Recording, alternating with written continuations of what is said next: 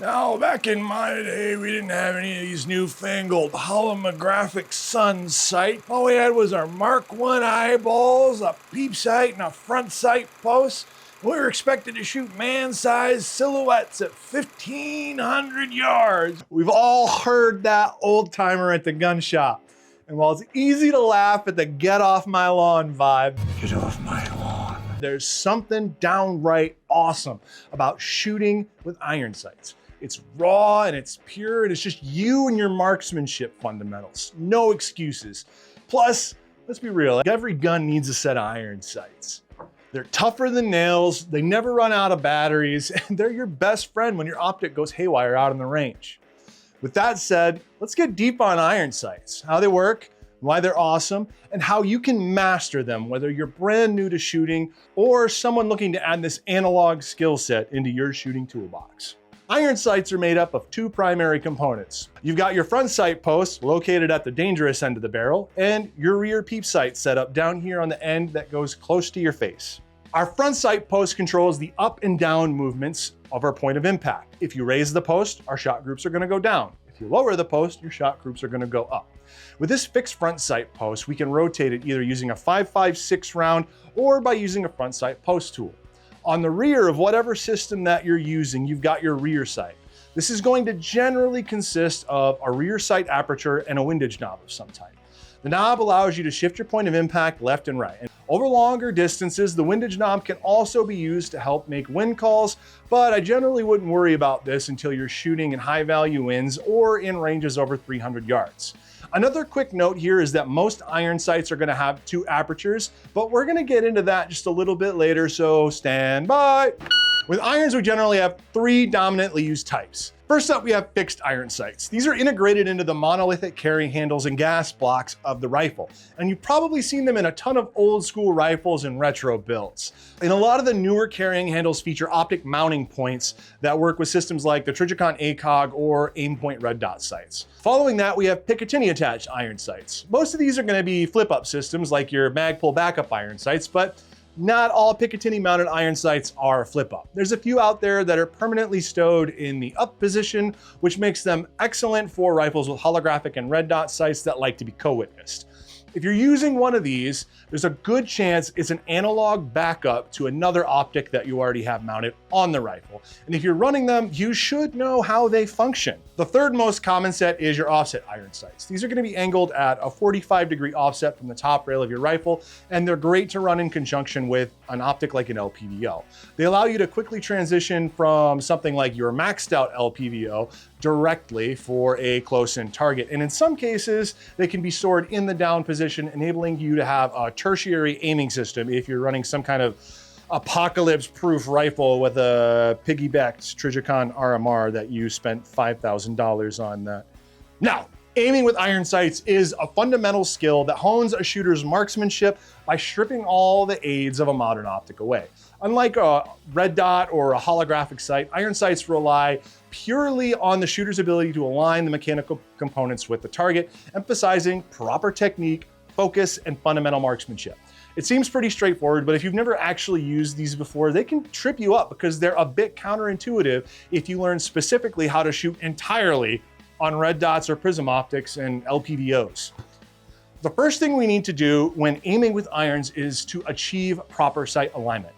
This is the process of positioning the front sight post correctly within the rear aperture to get your rounds on target. To do this, you have to center the top of the front sight post in the middle of the rear aperture. The post should be as close to the center as possible, forming a symmetrical image like what we're showing you on screen right now. Even small misalignments here can lead to your rounds not impacting anywhere near where you want them to. So it really comes down to the proper fundamentals of marksmanship, which is a video for another days if you guys are interested. Just let me know down in the comments, maybe we'll make it. Here's a key principle that you should remember when shooting with iron sights. Clear tip, blurry target. You should be focusing your vision on the front sight post, and the target behind that should appear blurry in your vision. Your eye can only focus on one plane at a time, so focusing on the front sight ensures the most critical element is sharp and in focus, allowing you to achieve proper sight alignment before you send the round down range. If you've only ever shot through optics, and this is going to be a mental shift for you, but it's important, so you're going to need to practice. I said I'd talk about it. So let's answer that burning question about the two apertures. If you come to the back of your rear sight, you're gonna notice that you can flip up or down the rear sight aperture.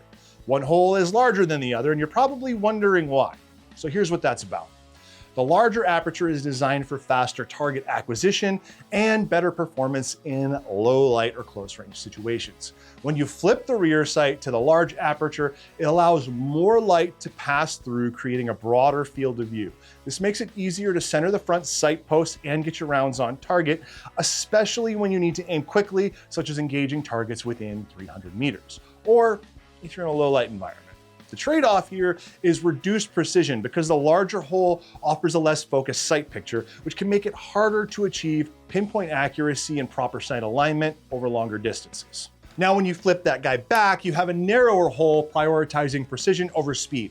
It's meant for longer range shooting, typically 300 meters and beyond, or when you need to maximize your accuracy like in daylight conditions with clear visibility.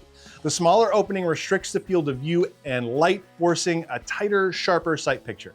This helps you align the front post with greater accuracy. Now that you know a bit more about iron sights, let's talk about how you close the skill gap between you and that old guy at the gun shop that introed the video. Practicing with iron sights is all about building muscle memory, sharpening your fundamentals, and getting comfortable with that clear tip, blurry target mindset. Whether you're a new shooter who couldn't afford a fancy red dot yet, or a seasoned shooter dusting off your analog skills, practice, it's what's gonna give you the edge with these. Dry fire practice is your best friend. You can do this at home with no ammo required, and it's perfect for locking in your sight alignment without burning cash at the range. Find a small target like a thumbtack or a light switch on the wall about 10 feet away, and triple check that your rifle is unloaded so you don't end up in a viral YouTube short, and then remove any mags and clear the chamber one more time just to be sure. Now, shoulder the rifle, pick the large aperture, and align the front sight post dead center of the rear aperture. Focus on that front post. The target should be blurry.